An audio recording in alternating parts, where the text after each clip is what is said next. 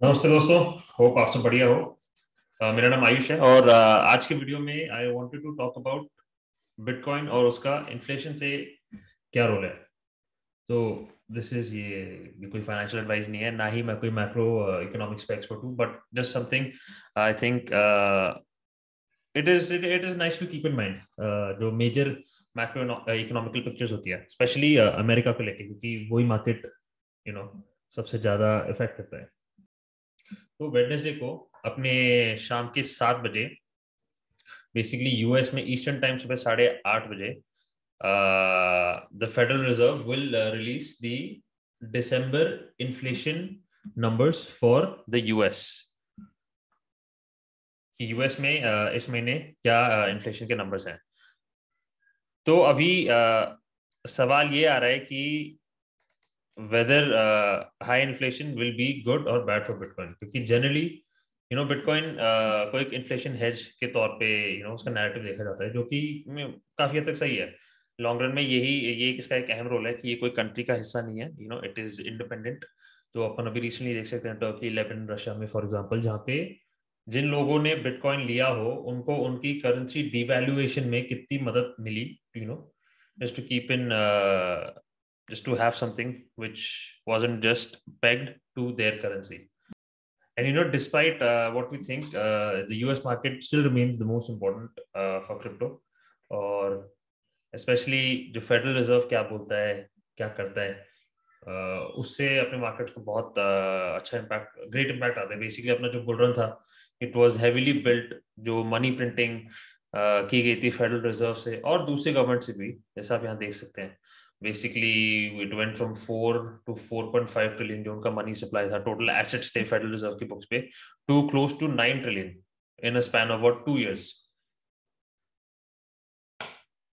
तो अब उसी के वजह से जो यूएसए में इन्फ्लेशन नंबर्स हैं वो अपन देख सकते हैं, इट इज हाईएस्ट इन इन 30-40 साल में सबसे ऊंची हो गई है ये भी। आप देख लो इसको बेसिकली। हाँ, basically for in generation it is one of the highest, और फेडरल रिजर्व का सिंपल एम ये रहता है कि इनको इन्फ्लेशन रखनी है 2 to 3% के रेंज में। बट अभी this is starting to overshoot, और इसमें इट इज कॉजिंग प्रॉब्लम्स, आम आदमी के लिए दिक्कत हो रही है बेसिकली। तो the federal reserve have to adhere to inflation stability, to satisfy the general population, so they must sacrifice financial asset prices temporarily if need be। तो अब कल वेडनेसडे को, जैसे मैंने आपको बताया, इसके दिसंबर के नंबर्स आएंगे। तो इसका सिंपल फॉरकास्ट है 7.1%, व्हाट द एक्सपर्ट्स फोरकास्ट। तो अब इस टाइम पे अगर अपना नैरेटिव है कि we are an inflation hedge, shouldn't high inflation be good in theory. But इसमें ये है कि जैसा अपना bull run was built upon the federal reserve and other governments, जिनने मनी प्रिंटिंग की और इंटरेस्ट रेट्स को बहुत नीचे कर दिया। तो बेसिकली उसके नीचे करने से capital and liquidity became very prevalent system में। पैसा बहुत था और पैसा सस्ता भी था। तो सारे एसेट्स जो थे, तो वो पैसा कहाँ जाता, बेसिकली एसेट्स में जाता है, रियल एस्टेट में जाता है, इक्विटी स्टॉक्स में जाता है, और क्रिप्टो करेंसीज में भी जाता है अभी, क्योंकि ये एक नया एसेट क्लास है। But crypto currency is the riskiest asset class, bitcoin is the most risky asset class for most investors. तो अभी आप मान लो 2 साल से new money is entering the system constantly, interest rate बहुत कम है। अब अगर एकदम से तो नहीं, 6 महीने से जो कॉन्वर्जेशन शिफ्ट हो गई है from not increasing rates to okay, हो सकता है रेट बढ़ाने पड़े क्योंकि इन्फ्लेशन बहुत ज्यादा हो रहा है, से जो मार्केट में बड़े इन्वेस्टर्स हैं, उनको लग गया है डर। तो अब फेडरल रिजर्व कल क्या बोलता है, after the numbers come out, will be very important. क्योंकि अगर वो बोलता है कि हाँ, इन्फ्लेशन बहुत ऊंची हो गई है और अब हमको रेट्स रिड्यूस करनी पड़ेगी और क्वांटिटेटिव टाइटनिंग करनी पड़ेगी, basically pull money out of the system instead of putting it in the system. तो ये आपको बेरिश करने के लिए नहीं है, it is just to notify you on an important macro condition, वो जो कि कई महीने से प्ले आउट कर रहे हैं। तो अच्छा, आप इसकी ये एनालॉजी समझिए कि बेसिकली आप ये सोचिए कि जो डॉलर है ना, US dollar is a shit coin, is a crypto shit coin. तो अब जो उसके टोकनॉमिक्स है ना, तो लास्ट 2 साल से उसके tokenomics have basically been and increasing in supply, उसका सप्लाई डाइल्यूट होते जा रहा है हर साल। तो उसका सप्लाई डाइल्यूट हो रहा है, और क्योंकि सारे एसेट्स डिनोमिनेट हो रहे हैं डॉलर के अगेंस्ट, तो डॉलर्स डाइल्यूट हो रहा है, मतलब डॉलर नीचे जा रहा है।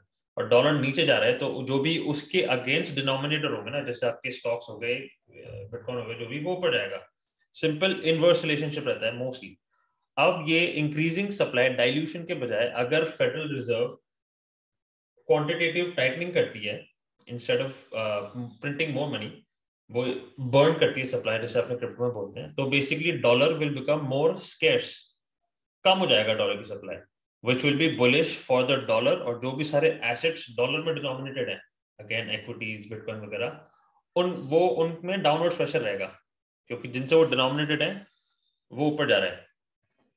तो that is how the relationship works with the dollar. तो अच्छा, हाँ, तो आप इसमें देखिए 6.8 था लास्ट महीने का, and 7.1 is the forecast for this month. So simply if if inflation does come above 7 forecast पे या फोरकास्ट के ऊपर, इसको अपन एक that could be considered bad for a markets, at least short term में। और अगर इन्फ्लेशन फोरकास्ट से नीचे आता है, स्पेशली 6.56 के नीचे आता है, then I think market should bounce. अच्छा, also keep this in mind कि ये कोई नई खबर नहीं है, मार्केट्स हैव ऑलरेडी रिस्पॉन्डेड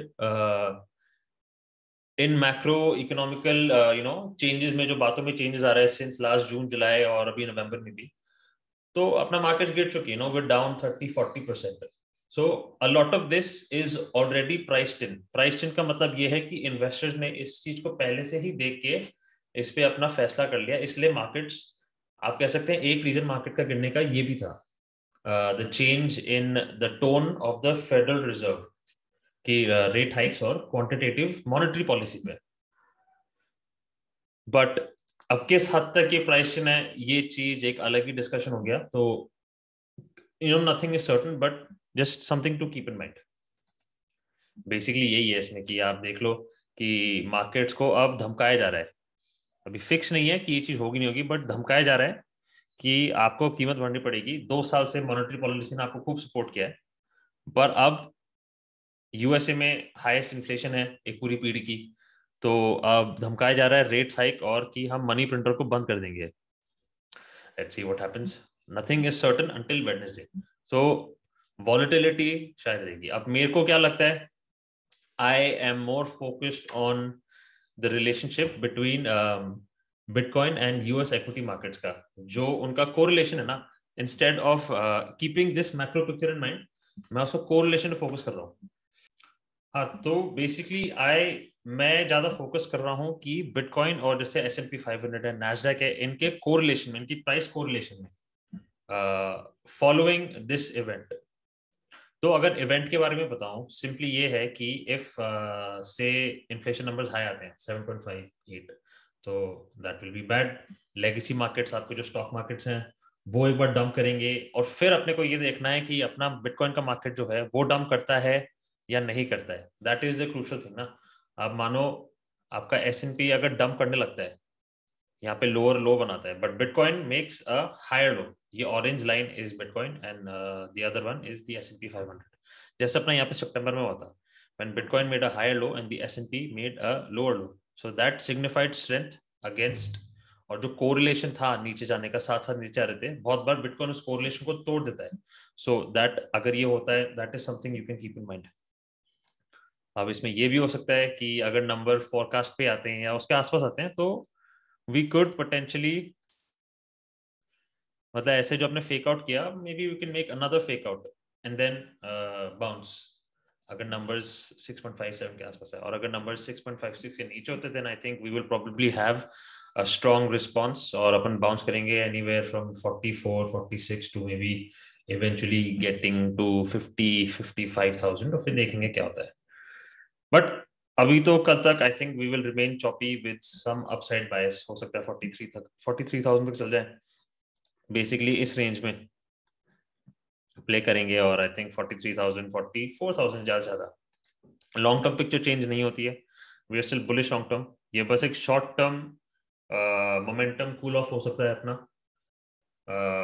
क्योंकि लॉन्ग टर्म इन्फ्लेशन तो अपने आप ही एक्सपेक्टेड है कि नीचे आएगी. बट अभी के लिए फेडरल रिजर्व का मेन एम यही है. अब बात करी जाए कि किस हद तक ये चीज प्राइस्ड इन है. अभी अगर आप देखो तो मैं ही नहीं, बहुत सारे लोग स्पेशली ऑन ट्विटर इसी चीज की बात कर रहे हैं, सीपीआई नंबर्स की, और मार्केट और नीचे जाएगा. सो मेरे हिसाब से तो it is already priced into a large degree. तो जैसे मैंने आपको बताया कि I will be focusing on कि अगर नंबर्स बुरे भी आते हैं तो अपना रिएक्शन कैसा होगा compare to the US stock market indexes, जैसे S&P 500 एंड नैस्डैक, मेनली ये दोनों. और अगर नंबर्स मतलब नीचे आते हैं which is good for us, तो फिर तो I think we should bounce. But markets highly likely, क्योंकि आज भी फेडरल रिजर्व की एक मीटिंग है, तो हाईली लाइकली कि मार्केट्स रहेंगे वॉलेटाइल. सो प्लीज आपकी पोजीशंस उस हिसाब से बनाओ. अगर आप अनश्योर हो तो don't make a position and sit out. Thank you very much. I hope that was helpful, and I will see you next time. Bye bye.